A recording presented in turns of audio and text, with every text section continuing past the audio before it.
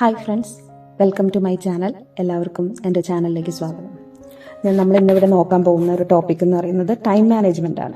അതായത് നമുക്കെല്ലാം അറിയാം, ടൈം എന്ന് പറയുന്നത് ഏറ്റവും പ്രഷ്യസ് ആയിട്ടുള്ള അല്ലെങ്കിൽ വാല്യുബിൾ ആയിട്ടുള്ള ഒരു സമ്പാദ്യമാണ്.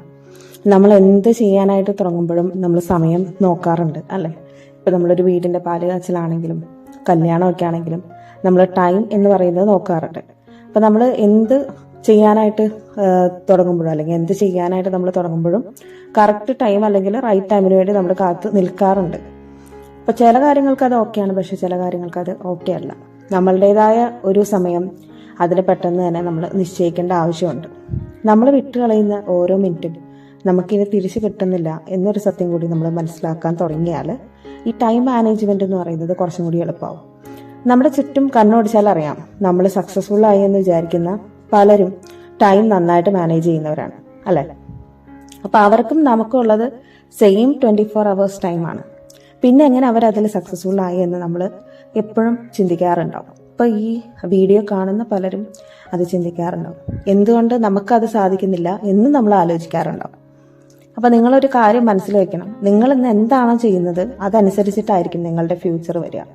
നിങ്ങൾ എത്രത്തോളം ഇപ്പോൾ നിങ്ങളുടെ ഈ ഒരു ടൈമിൽ ഇൻവെസ്റ്റ് ചെയ്യുന്നു അത്രത്തോളം റിസൾട്ട് ആയിരിക്കും നിങ്ങൾക്ക് ഫ്യൂച്ചറിലും അനുഭവിക്കാനായിട്ട് പറ്റുക.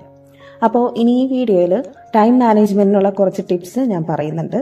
എല്ലാവരും ഒരു പേപ്പറോ ബുക്കോ അല്ലെങ്കിൽ ഒരു പെന്നോ കൊണ്ടിരിക്കുക, എന്നിട്ട് അത് ജസ്റ്റ് ഒന്ന് നോട്ട് ചെയ്ത് വെക്കുക. നമ്മൾ ശരിക്കും എന്തിനാണ് എന്നും വെയിറ്റ് ചെയ്യുന്നത്, അല്ലെങ്കിൽ നമുക്കറിയാം, ഇപ്പൊ നമ്മൾ ഒരു രാവിലെ ഒരു ദിവസം എണീക്കണമെങ്കിൽ തന്നെ നമ്മുടെ വീട്ടിൽ ആരെങ്കിലും നമ്മളെ എണീപ്പിക്കണം. ചിലരുടെ കാര്യമാണ് പറയുന്നത്, ചിലവർ തന്നെ എണീറ്റ് പോരും. നമ്മുടെ വീട്ടിൽ അമ്മയോ പാരൻസോ ആരെങ്കിലും ഒരാൾ എണീപ്പിച്ചാൽ മാത്രമേ എണീക്കുന്നുള്ളൂ എന്നുള്ള വീടുകളും ഉണ്ട്. അപ്പം നമ്മൾ ശരിക്കും എന്താ ചെയ്യുന്നത്, അവർ തരുന്ന മോട്ടിവേഷൻ കൊണ്ട് ഒരു ഡേ തുടങ്ങാൻ നിൽക്കുന്നവരാണ് നമ്മൾ അല്ലേ? ഇപ്പം അങ്ങനെ തുടങ്ങുന്നവരാണെന്നുണ്ടെങ്കിൽ ഒരു മോട്ടിവേഷന് വേണ്ടിയിട്ട് വെയിറ്റ് ചെയ്ത് നിൽക്കുന്നവരായിരിക്കും. ഈവൻ ഞാൻ പോലും അങ്ങനെ ആയിരുന്നു. എൻ്റെ ഓഫീസ് ടൈമിലും ഞാൻ വൈകി അത്യാവശ്യം ഓഫീസിൽ ചെല്ലുന്ന ഒരാളായിരുന്നു. ഓഫീസിലാണെങ്കിലും സ്കൂളിലൊക്കെ ആണെങ്കിലും അത്യാവശ്യം ലേറ്റ് കമ്മറായിരുന്നു. പിന്നെ എനിക്ക് തന്നെ ഒന്ന് തോന്നി, എൻ്റെ ജീവിതത്തിലൊരു ചേഞ്ച് വരുത്തണം എന്ന് തോന്നിയിട്ടുണ്ടായിരുന്നു. ആ ഒരു സമയത്താണ് ഞാൻ ഈ ടൈം മാനേജ്മെൻറ്റിനെ പറ്റി കൂടുതൽ പഠിക്കാനും അല്ലെങ്കിൽ എന്താണ് അതിൻ്റെ ഒരു സിസ്റ്റം എന്ന് മനസ്സിലാക്കാനും തുടങ്ങിയത്. എന്നാൽ മാത്രമേ നമുക്ക് കൂടുതൽ സമയം കിട്ടുള്ളൂ, അല്ലെങ്കിൽ നമ്മുടേതായിട്ടുള്ള ഒരു ടൈം അല്ലെങ്കിൽ മീ ടൈം എന്നൊക്കെ പറയും, അത് നമുക്ക് കിട്ടുള്ളൂ. അപ്പോൾ ഈ ശീലം ഇപ്പം നമ്മൾ മറ്റുള്ളവരെ എണീപ്പിച്ചാലേ നമ്മൾ എണീക്കുള്ളൂ എന്നുള്ള ആ ശീലം നമ്മൾ ഇന്ന് തന്നെ നിർത്തണം. മോട്ടിവേഷന് വേണ്ടി, ഒരാളുടെ മോട്ടിവേഷന് വേണ്ടി നമ്മൾ വെയിറ്റ് ചെയ്യരുത്. നമ്മളായിട്ട് തന്നെ എല്ലാം സ്റ്റാർട്ട് ചെയ്യുക, അല്ലെങ്കിൽ നിങ്ങളായിട്ട് തന്നെ എല്ലാം സ്റ്റാർട്ട് ചെയ്യുക. മോട്ടിവേഷനൊക്കെ നമുക്ക് തന്നെ കിട്ടിക്കോളും മതി. അപ്പം നമുക്ക് ചെയ്യേണ്ട കാര്യങ്ങൾ നമ്മൾ പ്ലാൻ ചെയ്യുക അല്ലെങ്കിൽ പ്രയോറിറ്റൈസ് ചെയ്യുക എന്നുള്ളതാണ് ആദ്യം ചെയ്യുന്നത്. അതേപോലെ തന്നെ ഈ നമ്മളുടെ പ്ലാനിങ്ങിനെ ഡിസ്ട്രാക്ട് ചെയ്യുന്ന കുറേ കാര്യങ്ങളുണ്ടാവും, അതെല്ലാം നമ്മൾ ഒഴിവാക്കുക മാക്സിമം. പിന്നെ നമ്മളുടെ ആവശ്യം എന്താണോ അതിന് വേണ്ടിയിട്ട് നമ്മൾ സമയം കണ്ടെത്തുക. പ്രയോറിറ്റൈസ് ചെയ്യുന്നത് അതുകൊണ്ടാണ്, ഇമ്പോർട്ടൻ്റ് ആയിട്ടുള്ള കാര്യങ്ങൾ ആദ്യം ചെയ്തു തീർക്കാൻ. ഇപ്പം നമ്മൾ ഓരോ ദിവസം ചെറുതായിട്ട് ചെയ്യുന്ന ഓരോ കാര്യങ്ങളായിരിക്കും നമുക്ക് ഭാവിയിൽ ബിഗ് റിസൾട്ട് നമുക്ക് കൊണ്ടുവരുന്നത്. ഇപ്പം ഞാനൊരു എക്സാമ്പിൾ പറയാം. ഇപ്പം നമ്മൾ ഒരു സ്പോക്കൺ ഇംഗ്ലീഷ് പഠിക്കുന്ന ഒരാളാണെന്നുണ്ടെങ്കിൽ ഒരു ദിവസം കൊണ്ടൊന്നും ആൾക്ക് റിസൾട്ട് കംപ്ലീറ്റ് ആയിട്ട് കിട്ടില്ല. അപ്പോൾ ഓരോ ദിവസവും നിങ്ങൾ ഒരു 5-10 മിനിറ്റ് സ്പോക്കൺ ഇംഗ്ലീഷിന് വേണ്ടിയിട്ട് അല്ലെങ്കിൽ ഇംഗ്ലീഷ് പഠിക്കാൻ വേണ്ടിയിട്ട് ചിലവഴിച്ചിട്ടുണ്ടെങ്കിൽ ആഫ്റ്റർ 21 ഡേയ്സ് അല്ലെങ്കിൽ 30 ഡേയ്സ് നിങ്ങൾക്കൊരു ബിഗ് റിസൾട്ട് കിട്ടും അല്ലേ? അപ്പം അതാണ് ഞാൻ ഉദ്ദേശിച്ചത്. അപ്പോൾ നമുക്ക് ടൈം മാനേജ്മെന്റിന് വേണ്ടി അല്ലെങ്കിൽ ടൈം മാനേജ് ചെയ്യാൻ ബുദ്ധിമുട്ടുള്ള ആളുകൾക്ക് വേണ്ടിയിട്ട് കുറച്ചൊരു പ്രാക്ടിക്കൽ ടിപ്സ് ഞാൻ തരാം. ഒരു 5 ടിപ്പുണ്ട്. അതിലൊന്നാമത്തെ കാര്യമാണ് പ്ലാൻ യുവർ ഡേ എന്ന് പറയുന്നത്. അതായത് ഇപ്പം നിങ്ങൾ ഒരു ദിവസം, ഇപ്പം ഇന്ന് നമ്മൾ എണീറ്റു എന്ന് വിചാരിക്കുക. അപ്പം നാളത്തേക്ക് നമുക്ക് ചെയ്യാൻ വേണ്ടിയിട്ട് അല്ലെങ്കിൽ ഇന്നത്തേക്ക് ചെയ്യാൻ വേണ്ടിയിട്ട് നമ്മൾ അറ്റ്ലീസ്റ്റ് 3 ടാസ്ക് എങ്കിലും, നമുക്ക് പ്രയോറിറ്റി ഉള്ള ഒരു 3 ടാസ്ക് എങ്കിലും നമ്മൾ സെറ്റ് ചെയ്തിട്ടുണ്ടാവണം. എന്നിട്ട് ഏറ്റവും ഇമ്പോർട്ടൻ്റ് ആയിട്ടുള്ള ആദ്യം തുടങ്ങിയിട്ടുള്ള ഒരു ഓർഡറിൽ നമ്മൾ എഴുതി വെക്കുക, അങ്ങനെ എന്തെങ്കിലും ചെയ്യുക. അല്ലെങ്കിൽ ഫോണിൽ നോട്ട്സ് ഉണ്ടല്ലോ, അപ്പോൾ അതിൽ നമുക്ക് മാർക്ക് ചെയ്യണമെങ്കിൽ ചെയ്യാം. സിസ്റ്റത്തിലൊക്കെയാണ് നിങ്ങൾ ചെയ്യുന്നെങ്കിൽ നമുക്ക് നോട്ട് പാഡ്സും ഇത് അവൈലബിൾ ആണ്, അപ്പോൾ അതിൽ മാർക്ക് ചെയ്ത് വെക്കണമെന്നുണ്ടെങ്കിൽ വെക്കാം. എന്നിട്ട് പ്രയോറിറ്റി അനുസരിച്ച് അത് കംപ്ലീറ്റ് ചെയ്ത് തീർക്കാൻ നോക്കുക. അപ്പോൾ നമുക്ക് തന്നെ ഒരു കോൺഫിഡൻസ് കിട്ടും. ഇനി നെക്സ്റ്റ് പോയിന്റ് എന്ന് പറയുന്നത് അവോയ്ഡ് ഡിസ്ട്രാക്ഷൻസ്. അതായത് മെയിനായിട്ട് നമ്മളെ ഡിസ്ട്രാക്ട് ചെയ്യുന്ന ഇപ്പോഴത്തെ ഒരു കാര്യം സോഷ്യൽ മീഡിയാസ് ആണ്, അല്ലെങ്കിൽ ഫോണിന്റെ യൂസേജ് ആണ്. അപ്പോൾ അത് കുറച്ച് ഒഴിവാക്കുക. സ്ക്രീൻ ടൈം ഒഴിവാക്കുമ്പോൾ നിങ്ങൾക്ക് അതിനനുസരിച്ച് റിലാക്സേഷൻ കിട്ടും. കാരണം നമ്മൾ ഈ ഓരോ റീൽസോ അല്ലെങ്കിൽ നമ്മൾ യൂട്യൂബിലോ ഇൻസ്റ്റഗ്രാമിലോ നമ്മൾ ഷോർട്സ് ഒക്കെ നമ്മൾ സ്വൈപ്പ് ചെയ്ത് പോകുമ്പോൾ നമ്മൾ അറിയുന്നില്ല എത്രത്തോളം നമ്മുടെ സമയം അത് ഗ്രാബ് ചെയ്യുന്നുണ്ടെന്ന്. അപ്പോൾ നമ്മളൊരു ഇപ്പം അത് തീരെ ഒഴിവാക്കാൻ പറ്റുന്നില്ല എന്നുള്ളൊരവസ്ഥയാണെന്നുണ്ടെങ്കിൽ നിങ്ങൾ അതിനൊരു ടൈമിങ് സെറ്റ് ചെയ്യുക. അപ്പോൾ കുറച്ചും കൂടി ബെറ്റർ ആയിട്ട് നിങ്ങൾക്ക് ടൈം മാനേജ്മെന്റ് ചെയ്യാൻ പറ്റും. അതേപോലെ തന്നെ ഒരു ടാസ്ക്, ഇപ്പം നമ്മൾ ആദ്യം 3 ടാസ്ക് എഴുതിയിട്ടുണ്ടെന്ന് പറഞ്ഞല്ലോ, അപ്പോൾ അതിൽ ഒരു ടാസ്ക് അറ്റ് എ ടൈം ചെയ്യാനായിട്ട് നോക്കുക. എല്ലാം കൂടി നമ്മൾ വാരി പിടിക്കാൻ പോയി കഴിഞ്ഞാൽ ഒരു പണിയും നമ്മുടെ തീരില്ല. അപ്പോൾ ഏതെങ്കിലും ഒരു ടാസ്ക് ഒരു ടൈമിൽ ചെയ്യാനായിട്ട് നോക്കുക. ഇനി അടുത്തതെന്ന് പറയുന്നത് യൂസ് 80/20 റൂളാണ്. അതായത് ഇപ്പം നമ്മുടെ ഫോക്കസ് കൂട്ടാൻ വേണ്ടിയിട്ടുള്ള ഒരു റൂളാണ് ഈ 80/20 റൂൾ എന്ന് പറയുന്നത്. അതായത് നിങ്ങളുടെ വർക്ക് 20% ആണെന്നുണ്ടെങ്കിലും 80% റിസൾട്ട് ആ വർക്കും കൊണ്ട് നിങ്ങൾക്ക് കിട്ടിയിരിക്കണം. അതായത് നിങ്ങളുടെ വർക്ക് ചെയ്യുന്ന ആ ഒരു ചെറിയ ടൈം ആണെന്നുണ്ടെങ്കിലും അത് കോൺസെൻട്രേഷനോടുകൂടി ചെയ്യണം എന്നാണ് അതിന്റെ മീനിങ് വരുന്നത്. അതാണ് ഈ ഒരു 80/20 റൂൾ കൊണ്ട് ഉദ്ദേശിക്കുന്നത്. നെക്സ്റ്റ് എന്ന് പറയുന്നത് സ്റ്റാർട്ട് നൗ.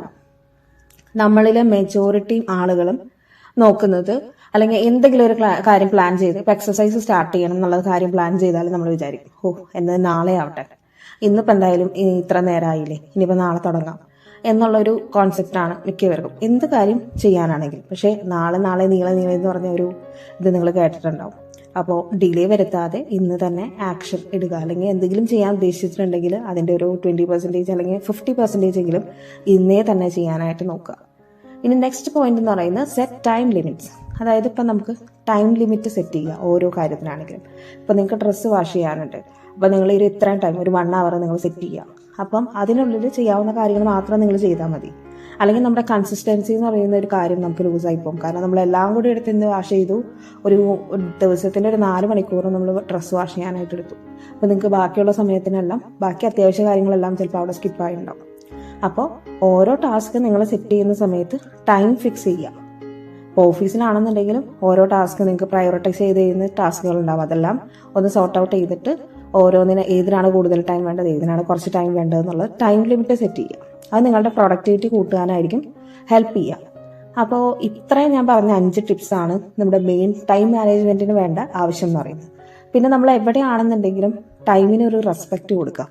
അതായത് ഇപ്പോൾ നിങ്ങളൊരു ഓഫീസിൽ വർക്ക് ചെയ്യുകയാണെന്നുണ്ടെങ്കിലും അല്ലെങ്കിൽ ഏതെങ്കിലും ഒരു ഫംഗ്ഷന് പോകുകയാണെന്നുണ്ടെങ്കിലും അവിടെയൊക്കെ ടൈമിന് ഒരു ഇമ്പോർട്ടൻസ് ഉണ്ട്. ഇപ്പോൾ നമ്മളൊരു കല്യാണത്തിന് പോയി, എല്ലാ പരിപാടിയും കഴിഞ്ഞ് നമ്മൾ കല്യാണത്തിന് ചെന്നിട്ട് ഒരു കാര്യമില്ല അല്ലേ, ആ കറക്റ്റ് ഫംഗ്ഷന് നമ്മൾ ചെല്ലണം. ഇപ്പം എന്തെങ്കിലും ഒരു മീറ്റിങ്ങിന് പോയി, അപ്പം നമ്മൾ ഒരു ½ an hour ലേറ്റ് ആണ് മീറ്റിങ്ങിനെങ്കിൽ ആ മീറ്റിങ്ങിന്റെ ചിലപ്പോൾ ഒരു മെയിൻ ഇമ്പോർട്ടൻ്റ് ആയിട്ടുള്ള കാര്യങ്ങൾ പ്രൊഫൈസിൽ പറഞ്ഞു പോയിട്ടുണ്ടാവാം. അപ്പം അതൊന്നും നമുക്ക് എന്ത് ചെയ്യാൻ പറ്റില്ല, ഗ്രാബ് ചെയ്തെടുക്കാൻ പറ്റില്ല.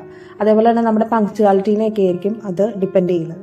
അപ്പോൾ നമ്മൾ എല്ലാ സ്ഥലത്തും ഓൺ ടൈമിൽ ചെല്ലുക. ഇപ്പോൾ ഒരു ഓഫീസിലാണെന്നുണ്ടെങ്കിൽ അവർ ടൈം ലിമിറ്റ് സെറ്റ് ചെയ്യുന്നത് അവർ ഇപ്പം നമ്മളൊരു 8 hours വർക്ക് ചെയ്യാനുള്ള ടൈം വെച്ചിട്ടാണ്. ഇപ്പം 9 to 5 ആണ് നിങ്ങളുടെ ടൈം എന്നുണ്ടെങ്കിൽ ആ 9 തന്നെ ജോയിൻ ചെയ്യുക. അതാണ് നമ്മുടെ പങ്ക്ച്വാലിറ്റി, കൺസിസ്റ്റൻസി, പിന്നെ നമ്മുടെ കുറച്ച് സിൻസിയറിറ്റി ഒക്കെ കാണിക്കുന്നത്. അപ്പോൾ നമ്മൾ ആ ഒരു റെസ്പെക്റ്റ് ടൈമിന് കൊടുക്കുക. നമ്മൾ സമയത്തിന് വില കൊടുത്താലാണ്, അല്ലെങ്കിൽ റെസ്പെക്റ്റ് കൊടുത്താലാണ് സമയം നമ്മളുടെ വിജയത്തിന് അല്ലെങ്കിൽ നമ്മുടെ സക്സസിന് വില തരും. നമ്മുടെ സക്സസിന് അത്ര ഇമ്പോർട്ടൻസ് തന്നെ കൊടുക്കുകയുള്ളൂ. മനസ്സിലായോ? അപ്പോൾ എല്ലാവരും ഈ ടിപ്സ് ഒന്ന് ട്രൈ ചെയ്ത് നോക്കുക. വർക്കിംഗ് വുമൺ ആയിക്കോട്ടെ, വർക്കിംഗ് മെൻ ആയിക്കോട്ടെ, അതേപോലെ തന്നെ ഇപ്പോൾ വീട്ടിലിരുന്ന് വർക്ക് ചെയ്യുന്നവരാണെങ്കിലും വർക്ക് ചെയ്യാത്തവരാണെന്നുണ്ടെങ്കിലും ബിസിനസ്സൊക്കെ വീട്ടിലിരുന്ന് ചെയ്യുന്ന ആൾക്കാരുണ്ടാവുമല്ലോ. അപ്പോൾ ഇങ്ങനെ ഒരു രീതിയിൽ ടൈം മാനേജ് ചെയ്ത് പോയി കഴിഞ്ഞാൽ കുറച്ചും കൂടി നമുക്ക് ടൈം കൺസ്യൂം ചെയ്യുന്നത് കുറയ്ക്കാൻ പറ്റും. അതായത് നമ്മുടെ കാര്യങ്ങൾക്ക് നമുക്ക് സമയം കണ്ടെത്താനായിട്ട് പറ്റും. അപ്പോൾ എല്ലാവരും ഒന്ന് ട്രൈ ചെയ്ത് നോക്കുക. റിസൾട്ടുകൾ ഒന്ന് കമൻറ്റ് ബോക്സിൽ പറയുക. അപ്പോൾ എല്ലാവർക്കും യൂസ്ഫുൾ ആവും. അപ്പോൾ എല്ലാവർക്കും ഈ വീഡിയോ ഇഷ്ടപ്പെട്ടെന്ന് വിചാരിക്കുന്നു. എല്ലാവർക്കും ഇഷ്ടപ്പെട്ടെന്നുണ്ടെങ്കിൽ വീഡിയോ നമ്മുടെ ചാനലൊന്ന് സബ്സ്ക്രൈബ് ചെയ്യുക, സപ്പോർട്ട് ചെയ്യുക.